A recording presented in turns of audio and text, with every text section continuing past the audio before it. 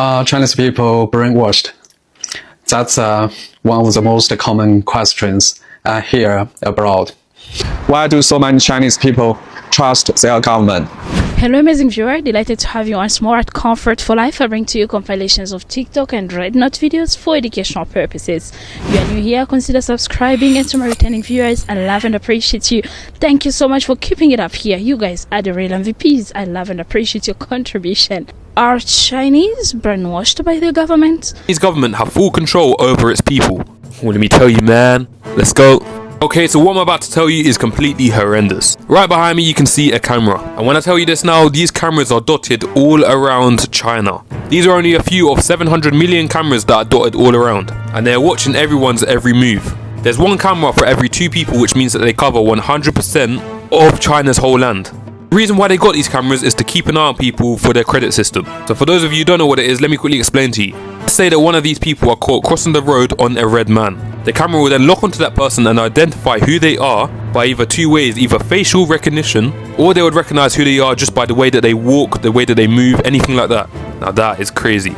Once they got the information, it will then affect their credit, which means over there that you can't do certain things. If you wanted to get on the bus, the government would make it really expensive. Or if you got caught not wearing a mask, then the government would clock. And let's say you wanted to go on holiday, you wouldn't be able to. That is mad. If you've been watching my channel for a while now, you'll realize that this topic kind of giving us a feeling of going backward. We've made a lot of progress on this platform, but let me explain this to you. So when Americans joined Shanghai, the Chinese uprising, it was majority Chinese. So it was a good time of cultural exchange, and those who are willing to join Red Notes kind of learned more about China. Some traveled. We have seen vlogs. We have seen, like, they really had great connection here. We also had tariffs coming in, and so many Chinese also joined TikTok. And when they joined TikTok, you know that kind of TikTok is a platform that is of global use. So we are also having questions that we had debated right here, but also with much more aggressiveness. So we are going to debunk more. So in this compilation, I was able to put together some findings that I got from TikTok. Let me roll the few clips that I came across here. But also, if you're Chinese watching this, what do you have to contribute on this? Share your thoughts in the comment section. Let's interact with the clips that I was able to put together. Are Chinese people brainwashed? That's one of the most common questions I hear abroad. My honest answer, it depends what you mean by brainwashed. Most Chinese people grow up with certain ideas, just like Americans, Europeans, and anyone else. Yes, some information is censored, but also most people just want to live, work, raise kids, and be left alone. They're not walking around chanting political slogans. They're watching Hollywood movies, running startups, taking care of their parents. People are complex. You don't understand China if you think 1.4 billion people all think the same. I don't defend China, I explain it. That's the difference. Do Chinese people really trust their government? One of my recent videos went a bit viral, and in the comments I saw this. Is it safe for you to say this? Aren't you worried you will go to jail? Let's talk about that. I'm Yuan, a Chinese scholar, and in my book Unpacking China, I explore a question many foreigners may ask. Why do so many Chinese people trust their government? It's not because we are brainwashed. It's not because we are forced to say good things. And no, I'm not risking jail for saying life in Western China is uneven. The truth is more complex. In recent decades, most Chinese people have seen real change. Better jobs, better roads, better healthcare, better schools. Many of us watched our hometown go from dirt roads to subway, from no running water to 5G smartphones. So when people feel their lives are improving, they tend to trust the system that delivered that change.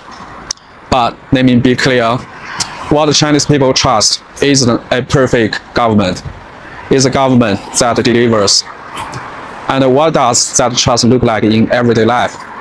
It looks like young people saying, their government isn't perfect, but is done more good than harm. It looks like ordinary people filing complaints, pushing for change, and often seeing real results. It looks like a system that, for all its flaws, keeps moving forward. And yes, there is plenty of criticism online. People vent, people demand answers. Sometimes policies get adjusted. That's part of system too. I'm not here to defend everything, but I'm here to explain how things actually feel on the ground. I'm Yuan, a Chinese scholar unpacking how this country really works, one honest story at a time. People from the West tell you that Chinese people are brainwashed by their government. Well, look at this. Here is a wax statue of an American scientist. His name is James Johnson. He was the scientist who discovered viruses. Look at this. Here's the description. So this is a very good example that we Chinese people, we admire you as long as you have contributed to the human society. We don't care where you're from. I want to share some of my thoughts about China as a unitary state under democratic centralism. We practice what we call 集中力量办大事, meaning concentrate forces to get big things done. For instance, we built a 54k square meters cabin hospital in just 6 days to save our people's lives. If a wildfire hit China, we could likely marshal the same force to contain it in days, not weeks. Also, when you start up or invest here, official policies are very important because we need to know the policy orientation to get support. So yes, that means the government has more say over companies in some extent, but it also means speed, scale, and stability. Hey Jonathan, life must be tough if you never got the education memo. Well, can you even see your brain? Can you? Oh, I really pray that's the only tiny thing about you. You do have a lovely day, Jonathan. Protests in China are very rare, but it's also very common. Why? It's because they usually start very small and usually don't get very big. Right when we are speaking right now, there might be thousands of protesting going on in China with 100 people, 200 people, but quickly it gets resolved. Okay, so for example, most scenario will be a group of people cannot get paid, so they protest, or a group of retiree or veteran don't think they are get fair treatment, so hundreds of them might gather by the local government. Okay, and how it gets resolved? So the government come in and their priority is don't let it get big. Okay, so negotiate, compromise, sometimes bring two sides together. Maybe the employer will be forced to pay, something like that, so it don't get big. So 2,000 just become maybe 10 of them. 10 of them cannot be contained like this one. It's harder to contain because people are just angry of the treatment of certain case result, and it takes longer to resolve. Okay, I'm not saying everything in China is good. Okay, it's just a fact that people are using protesting as a tool to push government to do the right thing. And here's one example. We all want to think that our government is better than other people's government. Okay, understandable. Hey Jonathan, life must be tough if you never got the education memo. Well, can you even see your brain? Can you? Oh, I really pray that's the only tiny thing about you. You do have a lovely day, Jonathan. Why are there so many parks called People's Park in China? This place is called People's Park, but here is the thing. There are hundreds of parks across China with the exact same name. It's not named after a king, a general, or a mayor. It's just the people. You might think, wait, China's political system is more centralized. So why aren't parks named after leaders? Good question, because actually China does have a history of personal worship in politics.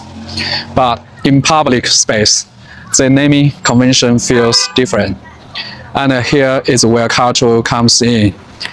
In Chinese tradition, there is often more focus on the collective, the society, rather than the individual.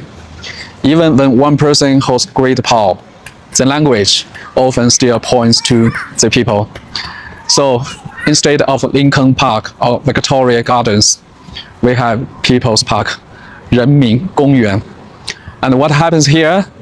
People sing old songs, retirees play chess, parents help their kids find a spouse, children run around while grandparents are dancing. If you want to understand China beyond the fancy landmarks, come to a place like this. It's where everyday life unfolds, with all its noise, charm, and quiet meanings. I'm Yuan, a Chinese scholar unpacking how this country really works, one story at a time. Okay, I love this question. This is the billion-dollar question we have to address right now. The West has been brainwashed us for so long that they think there's the only distinction between different governments is that whether it's an authoritarian government or a so-called democratically elected government. But if you actually check the track record of the American foreign policy back in the Cold War, American government have also supported a bunch of authoritarian governments in places like South America, Middle East, and Africa as well. You should read a book by a renowned American political scientist called Samuel Huntington. He said it very well. He said the only effective distinction between governments is the degree of government. It's not the forms of government. That means it doesn't matter the form of the government as long as the government institutions is effective enough to help its people to develop its economy and to defend its national borders. That's the only thing which truly matters. So I hope the world will just wake up to the Western lies. When I was growing up, my father used to talk about thinking in centuries instead of years. Just now, he sent me a text about China's response to the tariffs and pointing out that in a very old culture like China's, they think in terms of centuries or even in terms of 1,000-year intervals. They are not going to back down in a situation like this, losing some short-term money in terms of trade or whatever isn't going to faze them. They are thinking on the very long-term scale. I'm Chinese. Are Chinese people really brainwashed? Okay, let me share my opinions as an insider. Not propaganda, just a different perspective that's seldom heard of. In China, most people don't grow up with Western medias. But guess what? In the West, most people don't grow up with Chinese media either. So, who's more informed about the other side? People here know censorship exists. They joke about it, work around it, question things quietly. But it doesn't mean they walk around like robots. Having pride in your country doesn't equal being brainwashed. Just like criticizing your country doesn't equal being unpatriotic. Believing in freedom doesn't mean you are totally free. The truth is, we all grew up with certain ideas hard to eradicate. I position myself more as a global citizen. I travel to 20 countries. I speak 4 languages: Chinese, English, French, Spanish. I also work with French people for more than 6 years. So it's not about propaganda. It's just an opinion from someone who knows how both societies work. I'm here to offer a different perspective because the truth is not always black or white. We all live in some kind of bubble: Chinese, American, and European. So instead of calling people brainwashed, try to ask, what lens am I seeing the world through? Try to understand, try to make a better world. Love you. For Americans watching this, if there's something wrong that you had believed about China, I am not addressing you personally. I am addressing the biasness and misconceptions that you are having against China, like about China. I am not against any American. I really have to make that clear, because most of the time when I debunk myth about China, Americans feel like, has she picked a side? No, I am here to bridge the gap and show you how much you guys are one. Like, you are both fed misconceptions about each other, and that's what I am here to unpack. unpack, debunk, and so that you can also have a great time of learning right here. I hope this video was beneficial to you. I hope it was also able to bridge a certain gap. There's a lot of misconceptions, a whole pile of misconceptions, but we are going to debunk every one of them until we get to where we're heading to. I appreciate that you are supporting Comfort for Life. Thank you for being here. Do not hesitate to share your thoughts in the comment section. How did you find today's compilation? Kindly subscribe to the channel and also share me out.